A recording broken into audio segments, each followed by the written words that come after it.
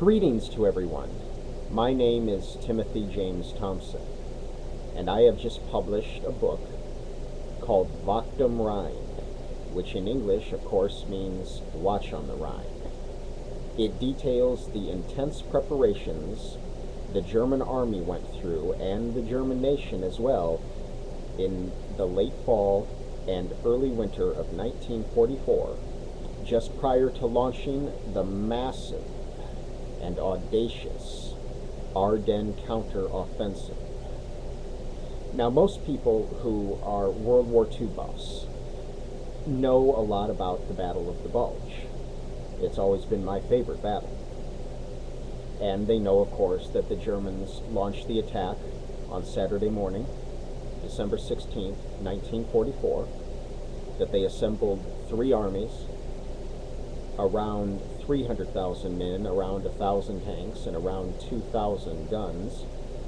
But what interested me and motivated me to write this book was not exactly the battle itself, although I'm working on a book on that as well, but what interested me was how the Germans were able to mass together such a tremendous force of men and material, especially considering the absolute shellacking their armies had taken on both the western and eastern fronts during the late summer of 1944.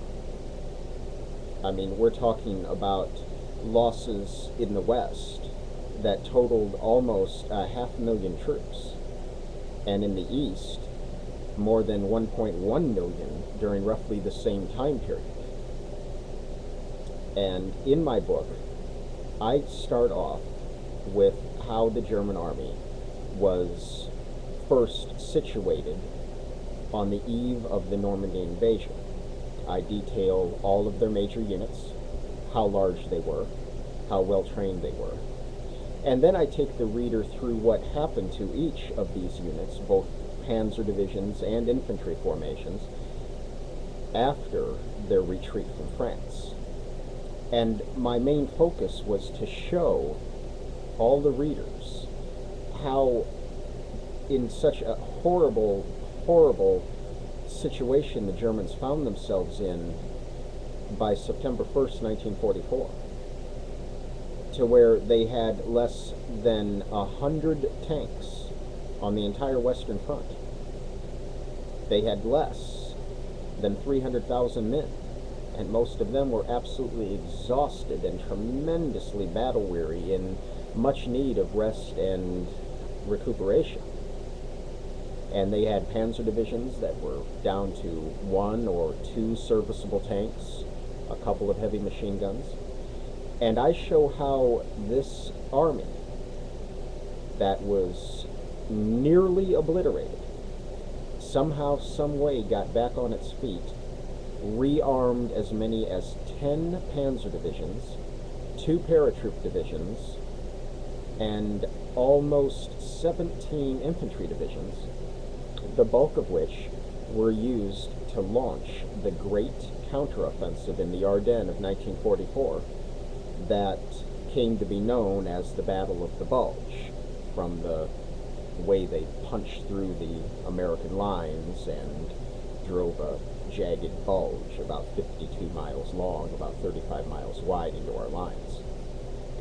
My book also details weaponry on both sides, and I spend a great deal of time discussing the attributes and the drawbacks of many of the German weapons, especially their heavy armor. Now, we all know that the Germans had some of the finest tanks, some of the deadliest tanks in the history of the Second World War. Tanks that struck tremendous fear, if not outright phobia, into all of the Allied powers. Most notably of which was the Tiger tank, the Panzerkampfwagen 4, the Armored Battle Vehicle version 4, or the Tiger 1, weighing in at 57 tons, with a 19-foot-long gun that fired a high-velocity, and I do mean extreme high-velocity, 88mm shell. It had capabilities of knocking out any Allied tank at more than 1.1 miles before those Allied tanks could even know what was hitting them.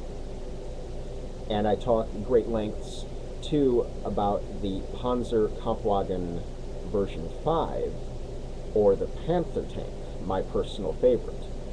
Now, of course, any World War II buff is going to know that when the Panther first came out, it suffered tremendous setbacks with a weak gearbox, transmission problems, overheating engine, and they suffered horrible losses at the Battle of Kursk in July of 1943 on the Eastern Front.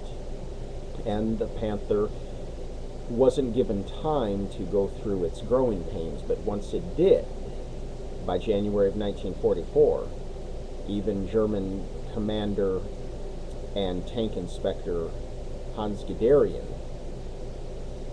believed that the Panther was truly a remarkable weapon, and he could be an awfully highly critical man of both Hitler and troops and weapons. So for him to say something like that about the Panther shows you just how great it was. I just happen to have a Panther right here, a model of one, not a real one, of course. And this is a 1/35th scale model of the Panzer Kampfwagen 5, or the Panther, with its 17.5-foot-long gun, firing a high-velocity 75mm shell, which could destroy any Allied tank at about 1 mile range. You can see it has a very clean, beautiful design to it, and struck tremendous fear into the Allies. This was meant as an answer for the excellent Soviet T-34. It ended up being more than an answer for the T-34. You can see the Panther had a revolutionary design that it actually copied from the T-34, and that was frontal sloping armor, which made it very difficult for even the largest artillery shell or tank shell or anti-tank shell to hit it. It would just basically skim right off the front of it.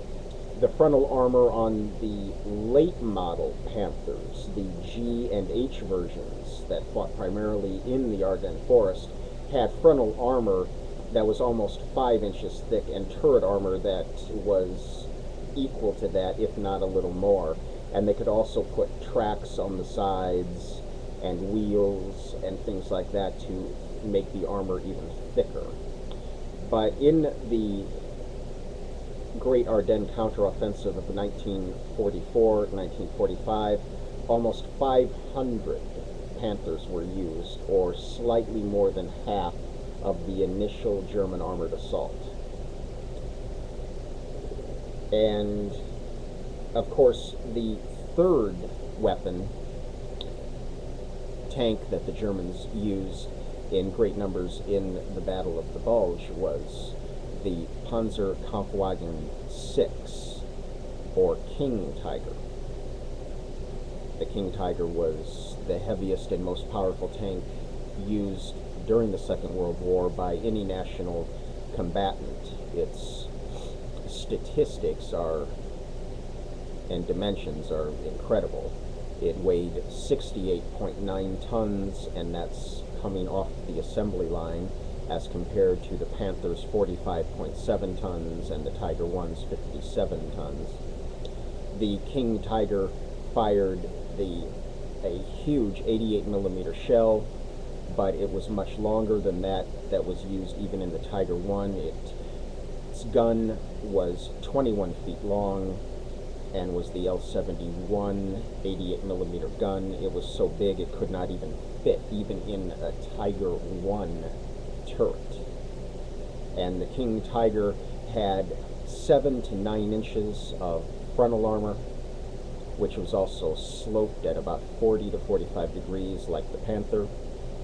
And it had so much turret armor, up to 7.5 to 9 inches,